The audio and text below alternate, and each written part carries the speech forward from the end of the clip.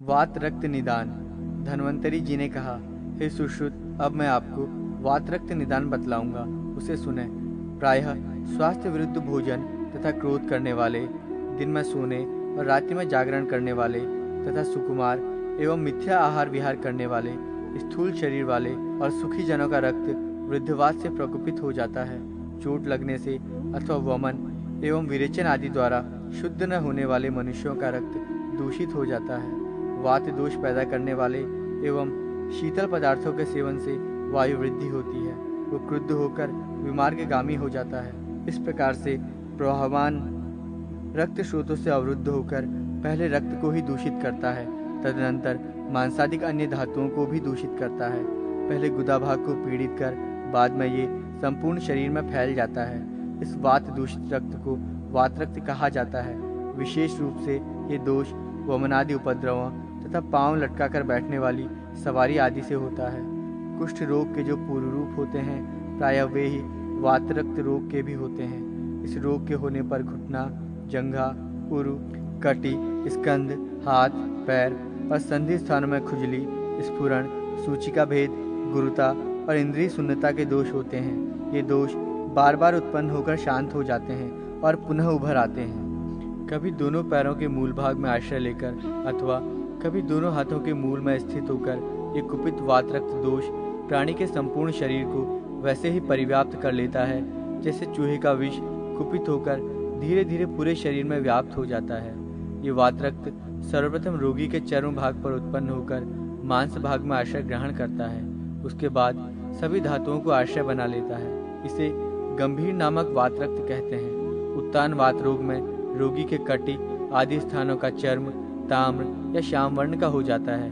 वहां पर शोथ तथा ग्रथित पाक उत्पन्न होता है। वो प्रकुपित वायु रोगी की हड्डियों और मज्जा भाग में जाकर वहां आश्रय लेकर छेदने के समान पीड़ा करता हुआ, चक्र के समान घूमता हुआ शरीर के अंगों को टेढ़ा मेढ़ा कर देता है। तदनंतर सब ओर से शरीर में प्रवाहमान वो वायु अंत में रोगी को खंज अथवा लंगड़ा बना देता है। शरीर में वाताधिक्य वात रक्त रोग होने पर अत्यधिक शूल, फड़कन तथा टूटन भरी पीड़ा की अनुभूति होती है। उभरे हुए शोथ में रुक्षता, कृष्ण या श्याम वर्णता आ जाती है। इसमें शोथ कभी बढ़ जाता है और कभी घट जाता है। रोगी की धमनियों और अंगुलियों के संधि स्थानों में संकुचन, अंगग्रह तथा अत्यंत वेदनाजन्य कष्ट होता है। इसमें शीतल पदार्थों से अरुचि एवं उसके सेवन से वृद्धि, स्तंभन, कंपन और इंद्रिय शून्यता के दोष भी आ जाते हैं। रक्ताधिक वात रक्त रोग में शोथ अत्यंत पीड़ा से युक्त होता है। इसमें सूचिका भेदजन्य पीड़ा भी होती है। इसका वर्ण तांबे के समान होता है। ये चुनचुनाता भी रहता है। इसमें ललाई रहती है तथा खुजली और क्लेद होता है। स्निग्ध पदार्थ लगाने से उसे रुक्ष रखने से शांति नहीं मिलती। पित्ताधिक वात रक्त में अत्यंत दाह, सम्मोह, स्वेद, मूर्छा, मद, तृष्णा, स्पर्श, असहत्व, अत्यधिक पीड़ा, शोथ, पक्कर फूटने वाला फोड़ा तथा अत्यंत ऊष्मा के लक्षण दिखाई देते हैं। कफाधिक वात रक्त में कठोरता, भारीपन, शून्यता, स्निग्धता, शीतलता, खुजली और मंद पीड़ा होती है। द्वंद्वस दोष में 2 तथा त्रिदोषज में 3 दोषों के लक्षण उभरते हैं। उनमें एक दोषजन्य रोग अपेक्षित चिकित्सा से साध्य है। द्वंद्वस दोष नामक वात रक्त रोग अथक चिकित्सा उपचार के द्वारा रोका जा सकता है, किंतु जो रोग त्रिदोषजन्य है उसे तो छोड़ देना चाहिए।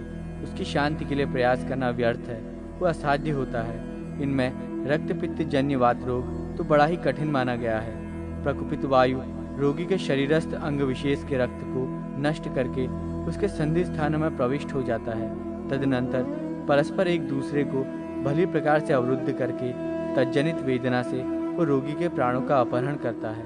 प्राण, व्यान, समान, अपान और उदान, इस पंचात्मक वायु समूह के बीच प्राणवायु जब रुक्षता, चंचलता, लंघन, अतिशय आहार, अभिघात, मलमूत्रादिक वेग अवरोध तथा कृत्रिम वेग संचालन के प्रयास में कुपित होकर नेत्रादिक इंद्रियों में उपघात करता है, तो उसके कारण पीनस, दाह, तृष्णा, खांसी और श्वासादि के रोग उत्पन्न होते हैं। कुपित उदान वायु जत्रु, ठोड़ी और मूर्धा में आश्रय लेकर कंठावरोध, मलभेद, वमन, अरुचि, पीनस तथा गलगंड आदि दोषों को जन्म देता है। अत्यधिक दूर की यात्रा, स्नान, अतिशय क्रीड़ा, अत्यंत विषय भोग की चेष्टा, स्वास्थ्य विरुद्ध व्यवहार, रूक्षता, भय, हर्ष तथा विषाद के कारण प्राणी के शरीर में स्थित व्यान नामक वायु दूषित हो उठता है। तदनंतर वो रोगी के पुरुषत्व, उत्साह और शक्ति का ह्रास कर देता है। उसके चित्त में शोक तथा विभ्रम की स्थिति उत्पन्न हो जाती है। उसे ज्वर, संपूर्ण शरीर में सूची का भेद के समान वेदना, रोमांच, स्पर्श शून्यता, कुष्ठ, विसर्प और सभी अंगों में पीड़ा होती है। स्वास्थ्य विरुद्ध अजीर्णकर, शीतल तथा संकीर्ण दोष से पूर्ण भोजन, असामयिक शयन और जागरण आदि से समान नामक वायु दूषित हो जाता है। इसके प्रकोपित होने से शूल, गुल्म, ग्रहणी आदि सामान्य यकृतजन्य तथा कामाश्रित रोगों की उत्पत्ति होती है। अत्यंत रूक्ष तथा भारी अन्न के सेवन, मलमूत्र का वेग रोकने, अतिशय भार ढोने, वाहन की अधिक सवारी करने, मदिरापान, अत्यधिक देर तक खड़े होने तथा अधिक घूमने फिरने से अपान वायु कुपित हो जाता है। वो प्रकुपित वायु प्राणी के शरीर में पक्वाशय से आश्रित समस्त रोगों को उत्पन्न करता है। इसके अतिरिक्त रोगी के शरीर में मूत्र, वीर्य, अर्श तथा मलावरोध आदि से संबंधित बहुत से रोग प्रकट हो जाते हैं। तंद्रा, स्तिमिता, गुरुता, स्निग्धता, अरुचि, आलस्य, शैत्य, शोथ, अग्निमांद्य, कटु और रुक्ष पदार्थों की अभिलाषा आदि लक्षणों से युक्त वायु को साम अर्थात आम सदृश कहते हैं। जिसमें तंद्रा आदि के विपरीत लक्षण होते हैं वो वायु निराम कहलाता है। साम निराम के लक्षण बताकर अब वायु के आवरण और भेदों का वर्णन किया जाता है। पित्त दोष से आवृत्त वात विकार होने पर दाह, तृष्णा, शूल, भ्रम और आंखों के आगे अंधकार छा जाता है। कटु, उष्ण, अम्ल तथा लवण के प्रयोग से रोगी में विदाह और शीत की अभिलाषा बढ़ जाती है। कफावृत्त वात विकार में रोगी शीतल, रुक्ष और उष्ण भोजन करने का इच्छुक होता है। उसको शीतलता, भारीपन, शूल, लंघन, अग्निदाह, कटुघृतयुक्त मुख तथा अधिक तृष्णा के दोष घेर लेते हैं। इस कफावृत्त रोग में अंग दर्द, उबकाई और अरुचि भी होती है। रक्तावृत वात रोग होने पर रोगी के चर्म तथा मांस में दाह और पीड़ा अधिक होती है। रोगी के शरीर में लाल वर्ण का शोथ हो जाता है और मंडलाकार चकत्ते पड़ जाते हैं। वायु के मांसाश्रित होने पर शोथ बड़ा कठोर लगता है। उस रोगी को उबकाई आती है और शरीर में छोटी छोटी फुंसियाँ निकलने लगती हैं। ऐसे शोथ में रोमांच भी होता है और शरीर चींटियों से व्याप्त हुए के समान प्रतीत होता है। मेद से आवृत वायु विकार में ये शोथ शरीर में चलायमान, मृदु तथा शीतल होता है और अरुचिकर भी होता है। मेदा से आवृत वात अन्य वात रोगों की अपेक्षा अत्यंत कष्ट साध्य है। इसको आढ़्यवात के समान समझना चाहिए। इस रोग के होने पर उत्पन्न हुआ शोथ स्पर्श तथा आच्छादन करने से उष्ण तथा आवरण हटा देने पर शीतल लगने लगता है।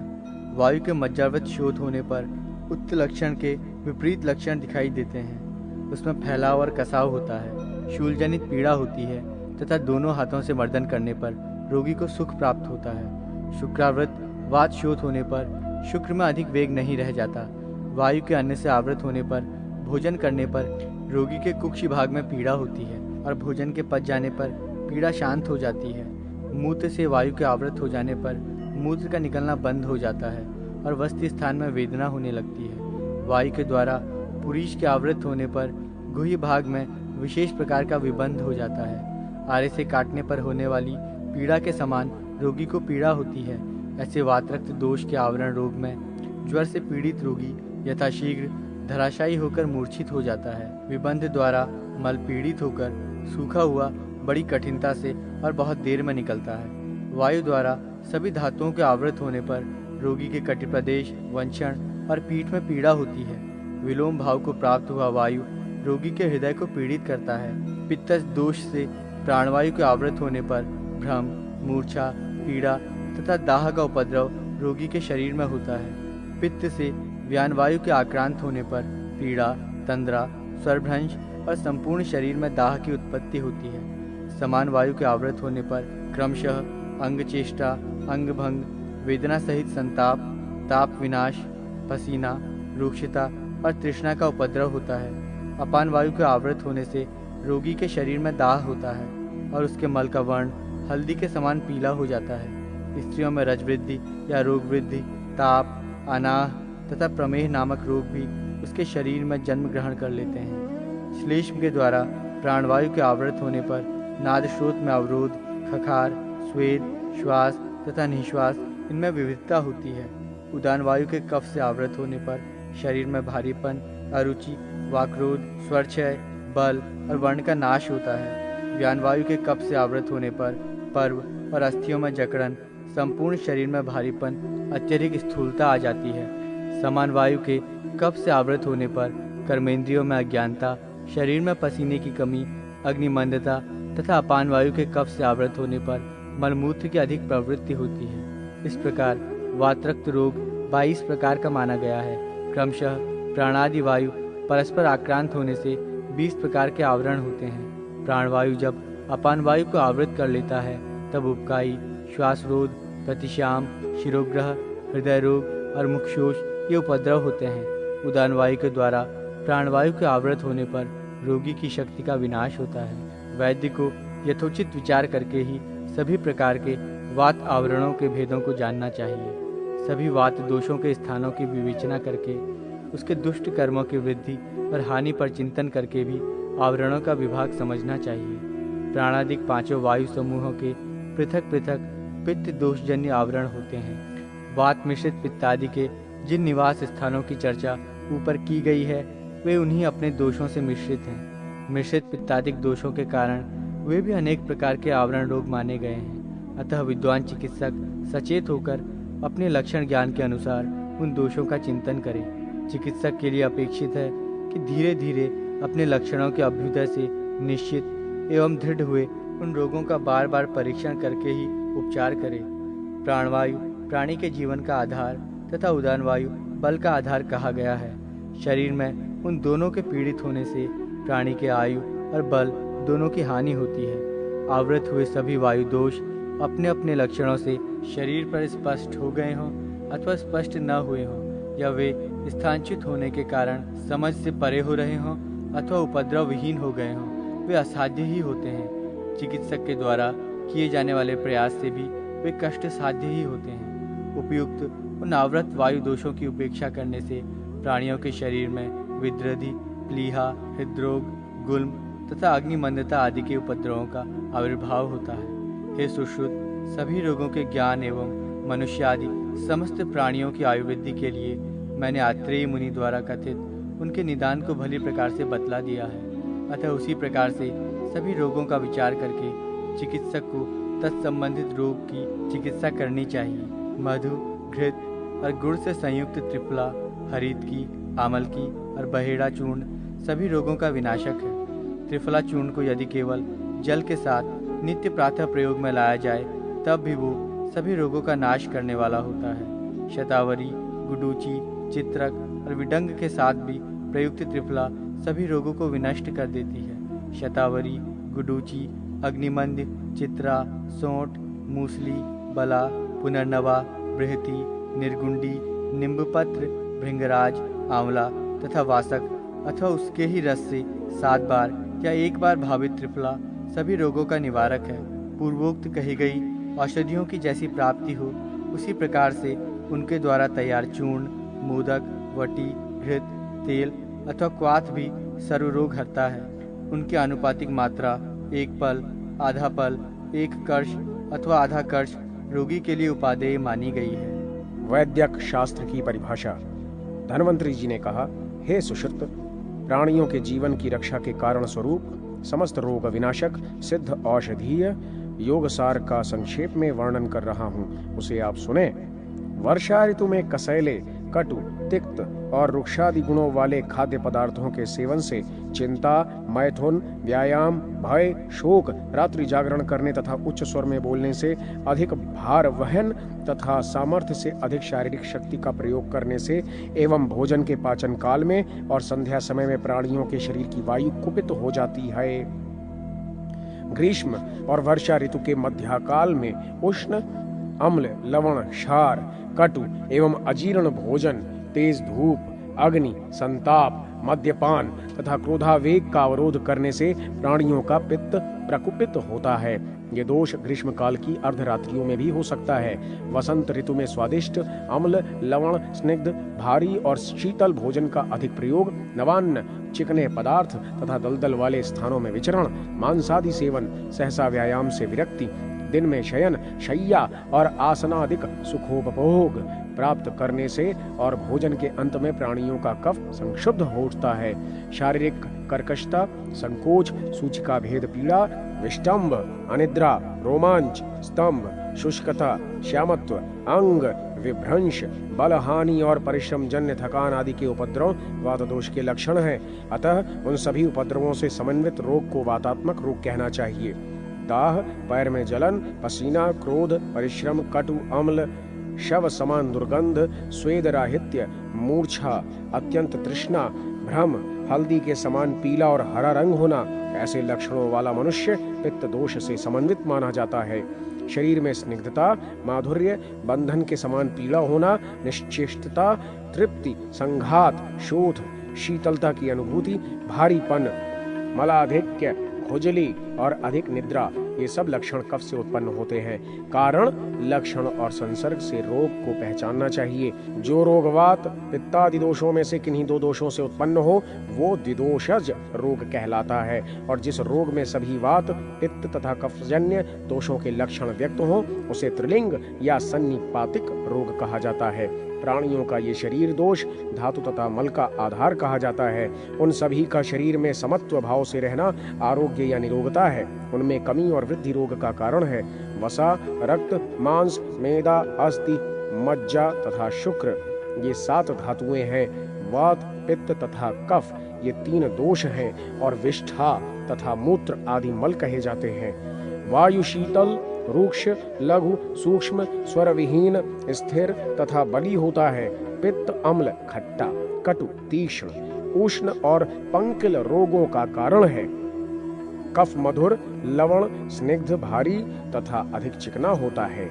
वायु शरीर में गुदा भाग और कटि प्रदेश का आश्रय लेता है। पित्त पक्वाशय में स्थित रहता है और कफ का आश्रय स्थान आमाशय, कंठ तथा मस्तक का संधि भाग है। कटु, तिक्त और कसेले पदार्थों का सेवन करने से वायु प्रकुपित होता है। कटु, अम्ल तथा लवण पित्त को स्वादिष्ट, उष्ण और लवण पदार्थ कफ को प्रकुपित करते हैं।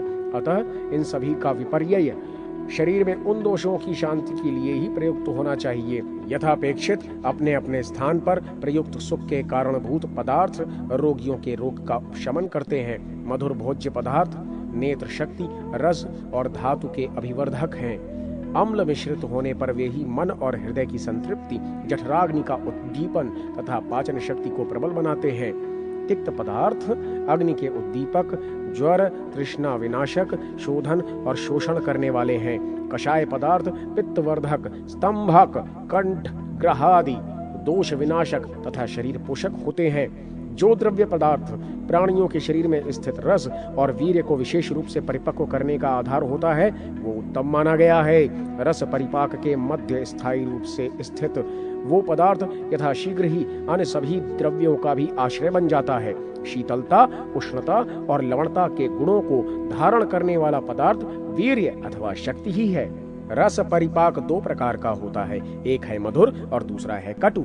वैद्य, औषधि, रोगी तथा परिचारक, रोगी की सेवा करने वाला की संपत्ति, ये 4 चिकित्सा के अंग हैं। इन चारों की उत्तमता होने पर रोग यथाशीघ्र दूर हो जाता है और इनके विपरीत हो जाने पर तो रोग की असिद्धि ही होती है। देश, काल, रोगी की आयु, शरीर में अग्नि का बलाबल, प्रकृति, त्रिदोषों कफ, पित्त और वायु का साम्य, वैषम्य, रोगी का स्वभाव, औषधि, रोगी के शरीर का सत्व, सहन शक्ति तथा रोग का भली भांति विवेचन करके ही विद्वान चिकित्सकों को चिकित्सा कार्य में प्रवृत्त होना चाहिए। अधिक जलाशय तथा पर्वतों वाला देश अनूप कहलाता है। ये देश कफ तथा वायु को प्रकुपित करता है। वनाच्छादित अथवा अन्यान्य शिखर तथा शाखाओं वाला देश रक्त पित्तज दोषों का जनक है। इन सभी लक्षणों से जो देश समन्वित होता है वो सामान्य देश कहा गया है। मनुष्य 16 वर्ष पर्यंत बालक, 70 वर्ष तक मध्यम, युवा एवं प्रौढ़ और 70 वर्ष के पश्चात वृद्ध कहा जाता है। प्रायः कफ, पित्त और वायु जैसा क्रम दिया गया है वैसे ही शरीर में ये उद्दीप्त होते हैं। शरीर के शक्तिहीन होने पर अथवा विशेष वृद्धावस्था के आ जाने पर रोगी क्षार क्रिया, अग्नि चिकित्सा और शल्य कर्म रहित होता है।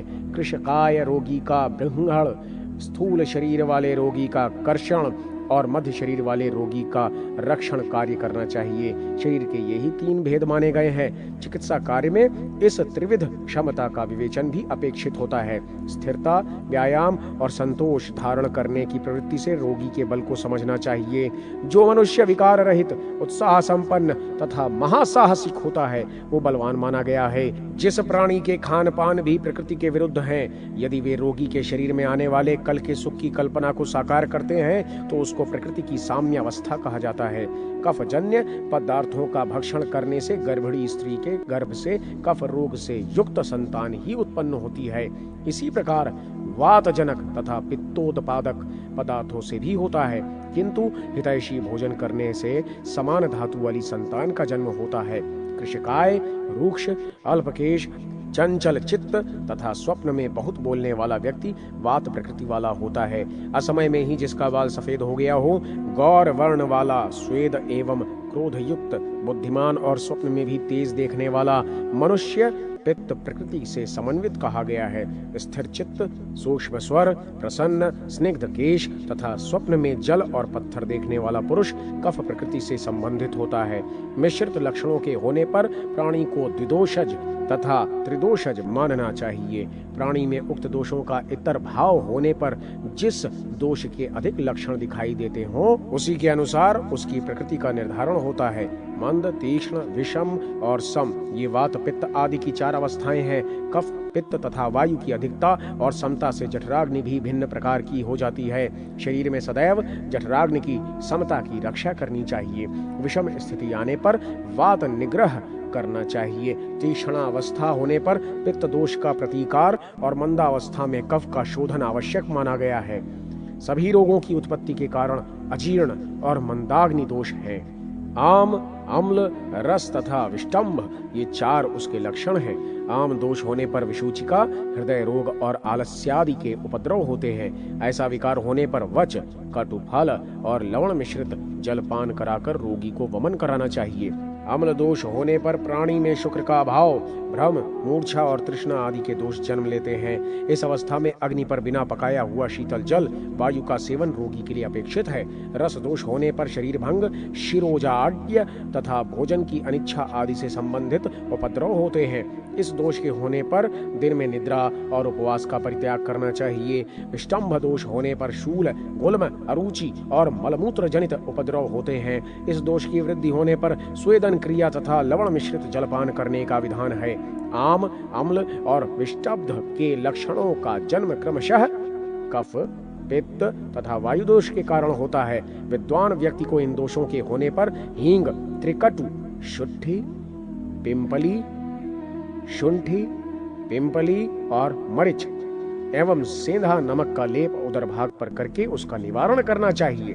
दिन में सोने से सभी प्रकार के अजीर्ण रोगों का विनाश होता है। अहितकर अन्नों का प्रयोग करने से शरीर में उनके रोग समूहों की उत्पत्ति होती है।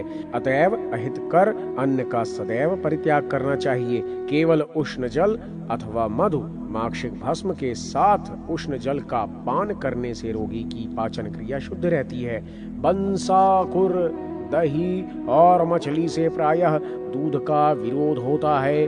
बिल्व, शोणा, श्योनक, गंभारी, श्रीपर्णी, पाटला, पाढ़र और अग्निमांद्य इन 5 वृक्षों के मूल संग्रह को आयुर्वेद में पंचमूल कहा गया है। ये पंचमूल मंदाग्नि को तीव्र करने वाले, कफ और वात के दोष का विनाश करने वाले हैं। शालपर्णी एकांगी नामक औषधि, कृष्णपर्णी पेट वन, 2 प्रकार की बृहति, भटक टैया तथा गोखर इन 5 को लघु पंचमूल कहा जाता है। ये औषधि वात पित्त विनाशक तथा ओजवर्धक है। इन दोनों पंचमूलों का संग्रह होने पर 10 मूल औषधि का निर्माण होता है। ये औषधि सन्निपातिक ज्वर का विनाश करने में समर्थ होती है। खांसी, श्वास तंद्रा और पार्श्वशूल रोग में ये अधिक लाभकारी होती है। इन सभी औषधियों को तेल और घृत में परिपक्व करके केश रोग का निवारण किया जा सकता है। क्वाथ से 4 गुना पानी पात्र में भरकर उसको आग पर पकाना चाहिए। जब वो चतुर्थांश पानी रह जाए तब उस क्वाथ के समान मात्रा में स्नेहिल द्रव्य पदार्थ का पाक तैयार करें। ये स्नेह पाक दूध से भी तैयार किया जाता है, अतः उस क्वाथ में दूध की मात्रा समान होनी चाहिए। कल्क बनाने के लिए स्नेह की मात्रा से औषधि की मात्रा चतुर्थांश ही होती है। पाक समान मात्रा में औषधियों को लेकर तैयार होता है। वस्ति पाक और पाय पाक में भी जल की मात्रा और विधि समान ही होती है। अभ्यंग अर्थात शरीर में मालिश करने के लिए तैयार किया गया पाक खर तथा नस्य के लिए मृदु होना अपेक्षित है। अन्यान्य दोषों से सदैव सुरक्षित रखने के लिए चिंतनीय स्थूल कर्मेंद्रियों के बीच प्राणी की जो प्रकृति अपने बलवत्ता के साथ विद्यमान रहती है उसी को आरोग्य कहा गया है और उसी को आरोग्य कहते हैं। अतः प्राणी को आयुष्मान बने रहने के लिए तत्संबंधित आचरण करना चाहिए। जो मनुष्य अपनी इंद्रियों के द्वारा स्वास्थ्य विपरीत पदार्थों को ग्रहण करता है वो मृत्यु का पात्र बन जाता है। जो चिकित्सक मित्र और गुरु के साथ द्वेष करने वाला तथा शत्रु स्नेही होता है, जिसके गुल्फ, जानु, ललाट, हनु यानी ठोड़ी और गंड स्थल भ्रष्ट तथा स्थानच्युत हो जाते हैं, वो व्यक्ति कुछ ही काल में अपने प्राणों का परित्याग कर देता है। जिस रोगी मनुष्य की बाईं आंख बैठ गई हो, जिह्वा का वर्ण श्याम पड़ गया हो, नासिका भाग विकार युक्त हो गया हो, दोनों होष्ठ स्थानच्युत और कृष्ण वर्ण के हो गए हों तथा मुख भी कृष्ण वर्ण का हो गया हो, तो चिकित्सक को चाहिए कि उसका परित्याग कर दे, क्योंकि उसकी मृत्यु सन्निकट ही होती है।